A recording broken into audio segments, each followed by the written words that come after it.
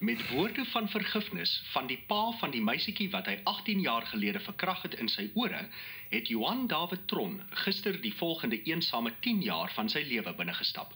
Laat dit met jou goed gaan, ou seun, het Isie Fourie se pa, meneer Dries Fourie, aan Tron gesê, terwyl hy sy hand oomblikke na die vonnis gevat het. Sy vrou, mevrou Marie Fourie, het betraand na Tron gekyk. Tot ziens, het sy saggies aan die veroordeelde moordenaar gesê. Isie en haar niggie Petronel is op 10 Januarie 1966 deur Tron en sy broer Barend Tron op Odendaalsrus opgelaai. Die hof het bevind dat Barend Tron die niggies doodgeskiet het nadat hy Petro verkragt het. Barend Tron het 10 jaar na die moorde skreeuend selfmoord gepleeg. Tron is 18 jaar na die voorval op Isie Fourie vir die misdaad aangekeer. Na uitgebreide speurwerk deur kolonel Ad van Wyk en adjutant-offisier Andrei Fourie, die broer van die vermoorde Isie.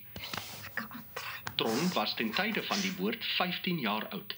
Regter Smits het gesê die doodstraf sou gepas wees vir 'n volwassene. Uit Tron se verklaring wat aan die hof voorgeles is, blyk dat hy was nie soseer onder die invloed van sy broer tydens die verkrachting nie.